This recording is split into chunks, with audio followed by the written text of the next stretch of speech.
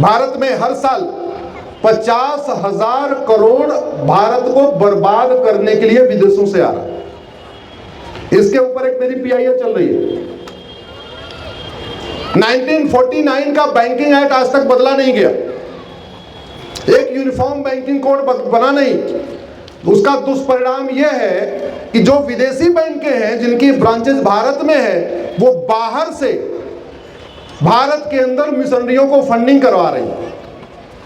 भारत को बर्बाद करने के लिए, भारत में लफ्ज़हात करने के लिए, भारत में धर्मांतरण को बढ़ाने के लिए, भारत में घुसपैठियों को बसाने के लिए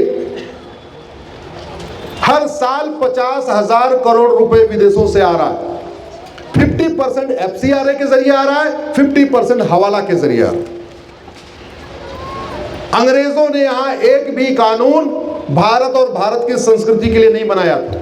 याद रखिए, अंग्रेजों ने 100% कानून भारत को लूटने और बांटने के लिए बनाया था। और जो अंग्रेज कानून बना के गए थे भारत लूटने के लिए और बांटने के लिए, उसमें से 225 कानून आज भी चल रहे हैं, खत्म नहीं हुए। तो जब तक एक भी अंग्रेजी कानून बचा हुआ है, भारत में लूटना और बंटना रुक सकता है क्या? जोर से बोलो भैया। ऐसे ही 1950 के बाद वाले अंग्रेजों ने, जिन्होंने लगभग 50 साल यहां राज किया, या मुगलों कह लीजिए, 1950 के बाद वाले मुगलों ने, जिन्होंने भारत पे लगभग 50 साल राज किया, उन्होंने भारत को लूटने के लिए और भारत को बांटने के लिए 50 कानून बनाए, लगभग 50। तो जब तक अंग्रेजों वाला कानून खत्म नहीं होगा, तब तक भारत में लूटना और बांटना बंद नहीं होगा। जब तक 1950 के बाद वाला जो कानून बना लूटने और बांटने के लिए, वो नहीं बंद होगा, तो भी तब तक लूटना और बांटना नहीं बंद होगा। तो जब तक लूटना बांटना नहीं बंद होगा, तब तक भारत विश्वगुरु बन सकता है क्या? जोर से बोलिए जरा। एक भी अंग्रेजी कानून छूटा तो सुरक्षा चक्र टूटा। ऐसे ही एक भी अगर कांग्रेसी कानून छूटा तो सुरक्षा चक्र टूटा। बर्बाद कर रखा पूरे। 1950 के बाद जो 50 कानून बने, उसमें 25 कानून तो मैं चैलेंज कर चुका हूँ। वक्फ एक्ट को मैंने चैलेंज किया, प्लेस ऑफ वर्शिप एक्ट मैंने चैलेंज किया, माइनॉरिटी कमीशन एक्ट मैंने चैलेंज किया, माइनॉरिटी एजुकेशन एक्ट मैंने चैलेंज किया। ऐसे 50 कानूनों को मैंने चैलेंज किया। उसी में से कानून 2010 में बना था एफसीआरए, जिसके वो बनाया गया था विदेशों से भारत में मिशनरियों को फंडिंग कराने के लिए। वो फंडिंग आज भी हो रही है। भारत में 100 लाख एकड़ जमीन पे अवैध कब्जा चल रहा है। 100 लाख एकड़, 40 लाख एकड़ जमीन पे वक्फ बोर्ड का कब्जा है, 40 लाख एकड़ जमीन पे चर्च और मिशनरियों का कब्जा है, और 20 लाख एकड़ जमीन पे मजार, दरगाह और पक्का कब्रिस्तान बना के कब्जा कर रखा। जब तक जमीन अवैध कब्जा करने को हम गंभीर अपराध घोषित नहीं करेंगे, तब तक ये जमीन खाली हो सकती है क्या? जोर से बोलिए। तब तक जमीनों पे कब्जा बंद हो सकता है क्या? आप कितना सेमिनार कर लो, कॉन्क्लेव कर लो, चर्चा कर लो, सम्मेलन कर लो, प्रेस कॉन्फ्रेंस कर लो, मीडिया में दे लो, वो जमीन खाली हो सकती है क्या? नहीं। जमीन खाली कराने के लिए क्या करना पड़ेगा? कानून बनाना पड़ेगा। आगे से जमीन न कब्जा हो, उसके लिए क्या करना पड़ेगा? कानून बनाना पड़ेगा। अंत में बात कहां आके टिक रही है? कानून। और कानून बनाने की कोई लागत नहीं होती। तो भैया आप लोगों से आग्रह है, अब कानून बनवाइए। कानून बनाने के लिए अपने अपने तरीके से प्रयास करिए। हमने जाति के आधार पर कानून बनाया, लेकिन भारत की भाषा को मजबूत करने के लिए एक भारतीय भाषा आयोग नहीं बनाया। हमने दुनिया भर के आयोग बनाए, लेकिन भारत की एकता अखंडता करने के लिए एक राष्ट्रीय एकता अखंडता आयोग नहीं बनाया। हमने दुनिया भर के आयोग बनाए, लेकिन किसानों को मजबूत करने के लिए राष्ट्रीय कृषि आयोग आज तक नहीं बनाया। हमने दुनिया भर के आयोग बनाए, लेकिन मजदूरों की स्थिति ठीक करने के लिए राष्ट्रीय श्रम आयोग नहीं बनाया।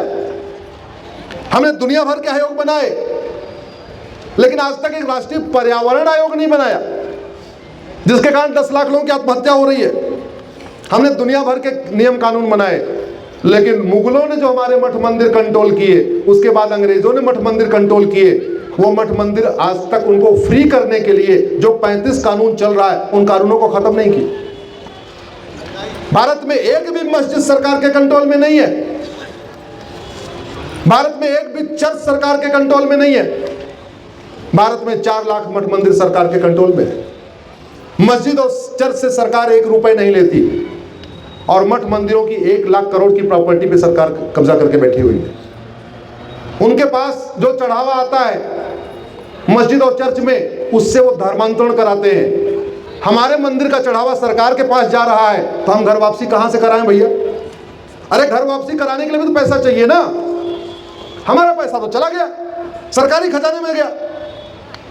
अगर सारे मठ मंदिर घर वापसी के केंद्र बन जाए, मठ मंदिरों का चढ़ावा घर वापसी पे खर्च हो, तो कम से कम साल में 2 लाख लोगों को सिद्धि विनायक मंदिर में ही घर वापसी कराई जा सकती। इतना पैसा वहां चढ़ता है। 1-2 लाख लोगों को वैष्णो देवी मंदिर के बोर्ड से घर वापसी कराई जा सकती, वहां इतना चढ़ावा है। तिरुपति बालाजी में इतना पैसा वहां पे चढ़ावा होता है, साल में कम से कम 10 लाख लोगों की घर वापसी करा सकते। इस देश में अगर भारत में इमरजेंसी लगा के भारत में सेकुलर शब्द जोड़ा जा सकता है, तो सेकुलर शब्द घटाया जा सकता है कि नहीं? जोर से बोलिए जरा। और अगर इमरजेंसी लगा के भारत को सेकुलर देश बनाया जा सकता है, तो इमरजेंसी लगा के भारत को हिंदू राष्ट्र बनाया जा सकता है कि नहीं? जोर से बोलिए जरा।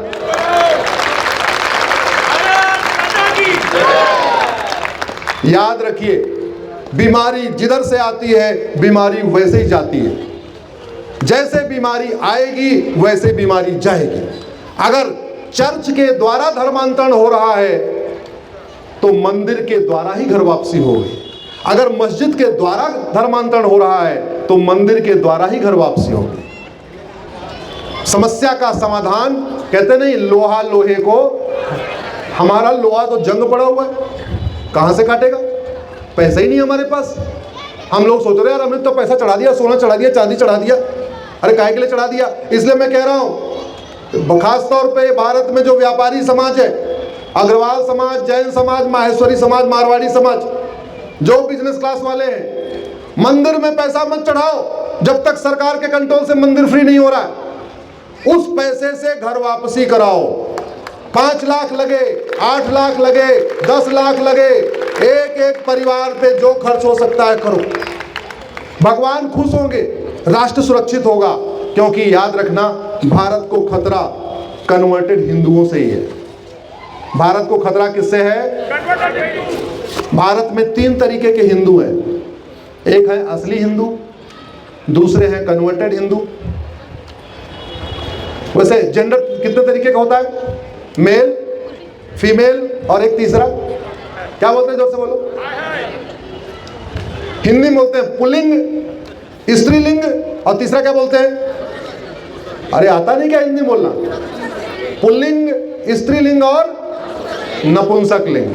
ऐसे ही भारत में 3 तरीके के हिंदू हैं।